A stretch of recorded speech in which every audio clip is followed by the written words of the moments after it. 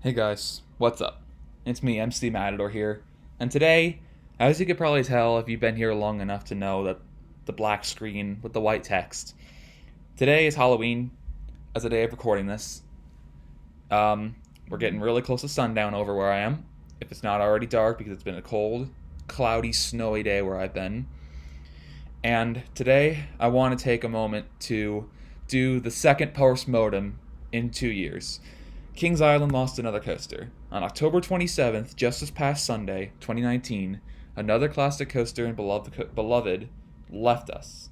Vortex, the first ever coaster to have six inversions, manufactured in 1987 by Aerodynamics, has died. It suffered from low popularity later in its life, and it was pretty easy to walk onto during my two visits to the park in 2015 and 2016.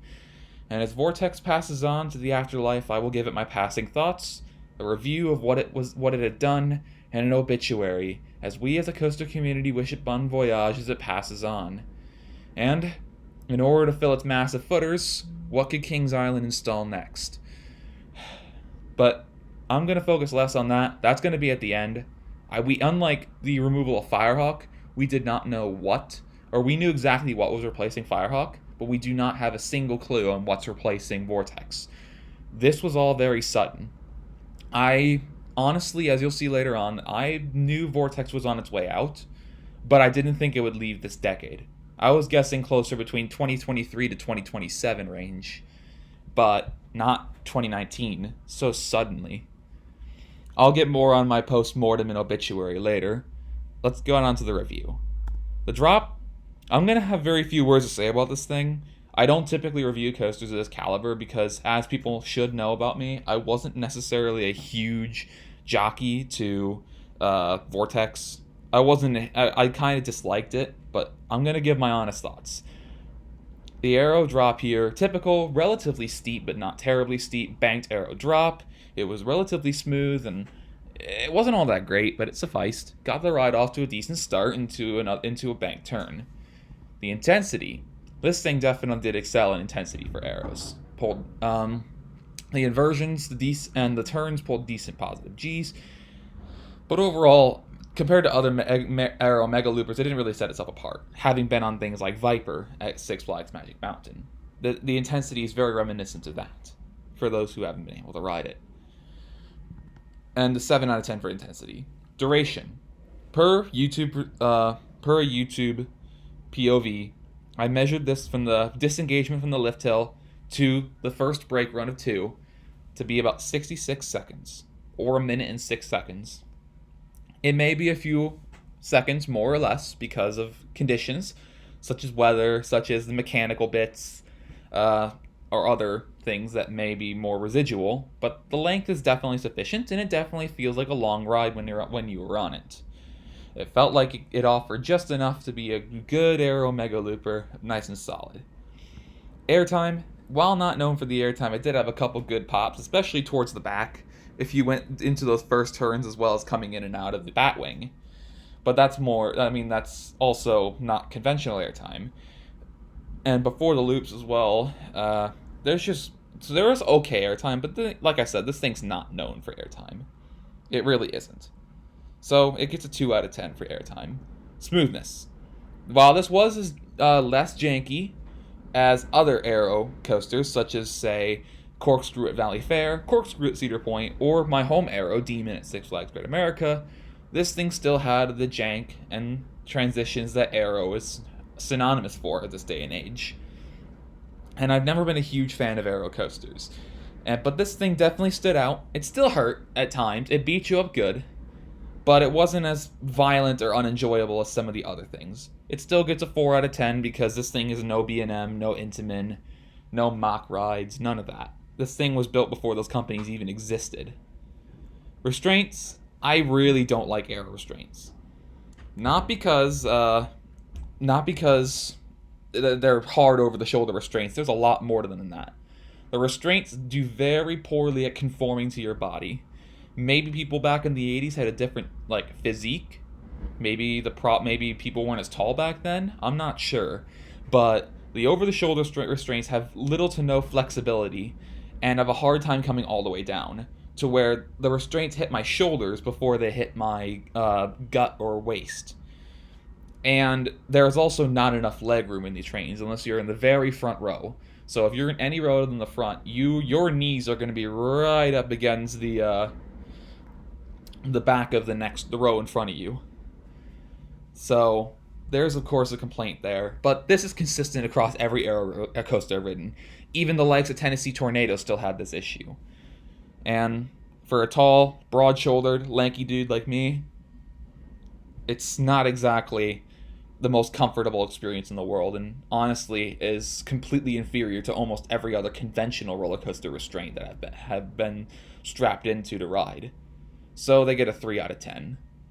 Theming, this ride features literally zero theming, absolutely none, but pretty much every single Vortex, including the one at Canada's Wonderland, as well as the one at Carowinds and the old one at California's Great America, had no theming. Not one, none, nothing. It doesn't give this thing a pass, though. 1 out of 10 for theming. I don't give zeros. I don't do that. Unless I have to make a special exception, but typically I don't give zeros, and theming is something I'd never give a 0 to. Because at least it has a name. You're already better than a chunk of Chinese coasters at that point. Inversions. This course was the first ever coaster to break the 6 inversion barrier, so by default it gets 6 out of 10 for inversions just for having 6. It has a double loop, double corkscrew, and a bat wing to end off the ride. And most of the elements were actually pretty good, and were vintage. They felt like a 1980s aero inversion, but they felt like it had been properly maintained, like an old leather sofa your grandma has. Maybe. I do want to say the Batwing was a little jarring, but I was surprised at how good the corkscrews were, considering that the corkscrews are the worst part of the ride easily at my home aero Demon. Compared to this, the corkscrews are probably one of the best parts of the ride. Like, they were pretty good. I mean, Aero was known for their corkscrews in the loop boost. And that about ends it up. Overall, Vortex gets a 36 out of 80 in total score, being at exactly a 4.5 point out of 10 average, but I'm giving it a 5 out of 10.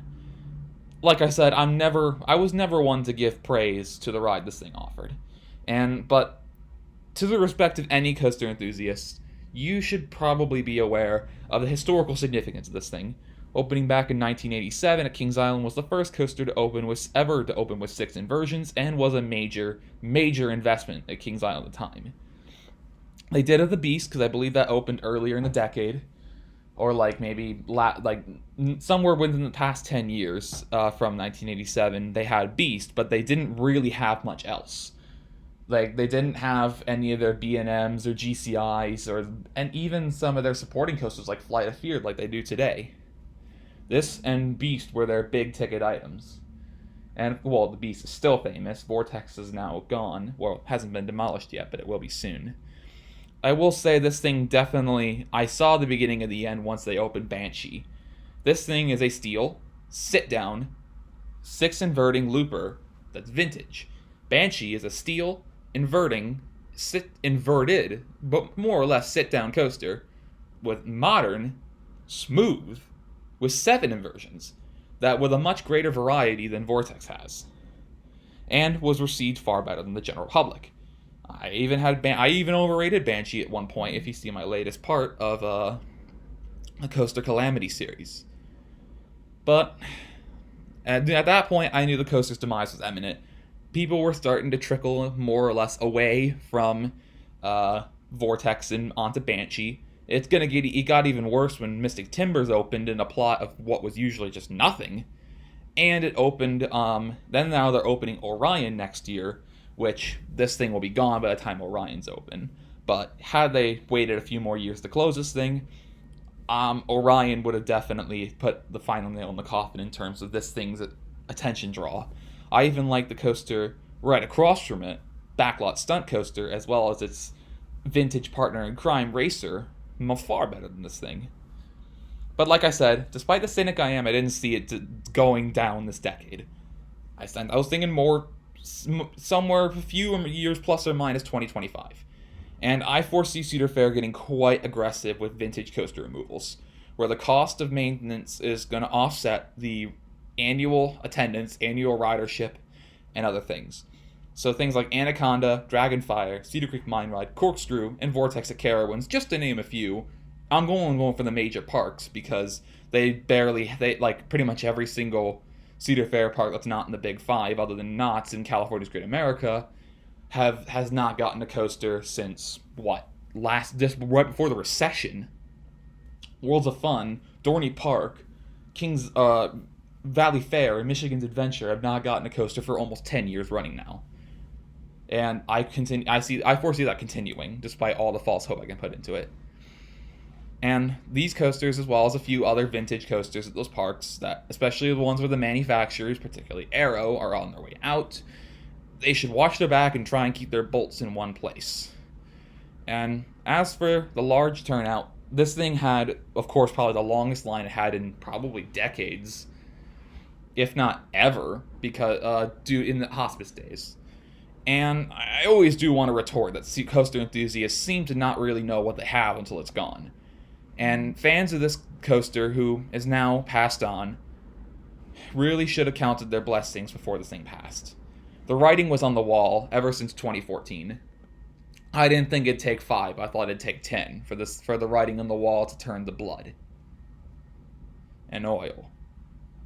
But despite all the things I'm doing that may come off as cynical, may come off as snarky, may come off as snooty, may come off as just generally disrespectful, I do really wish Vortex well in the afterlife. And despite not getting a lot of joy from this, nothing makes me happier than seeing others happy off the things I love. And for those who are fans of Vortex, even though you don't know it, even though you might not know me, your joy was well received by me, even though I'm not a huge fan of Vortex myself. And I want to wish it, of course, the stereotypical rest in peace, Vortex. You left us a little too soon. You left us suddenly, and you didn't look back. Bon voyage, old pal. Okay, as for what's next.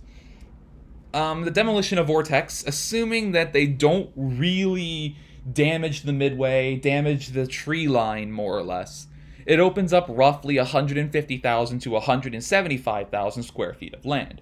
If they choose to extend further into the trees, closer to Beast's Lift Hill and whatnot, it can be even bigger, probably in the 200,000 square feet range. And this thing can basically fit anything with the Twister layout.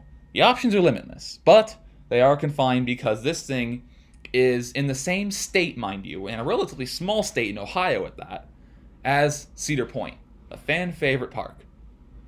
Kings Island, I do think, has the land capital surpass Cedar Point one day, but they have a lot of work to do. And because of their proximity to Cedar Point, in the interest of maintaining competition with the limited amount of land capital they have, I do not see them installing things like a B&M Dive because of Valorant's proximity, a B&M Wing because of Gatekeeper's proximity, an Intamin Blitz to keep Maverick unique to the region, a B&M Flores, not only because those haven't been built for 10 years, but also because of Ruger's proximity, and I wouldn't expect a ground-up RMC hybrid because Steel Vengeance and Twisted Timbers, although great rides, have had issues with operations as well as loose articles. Everyone's familiar with Cedar Fair's terrible RMC loose article policy at this point.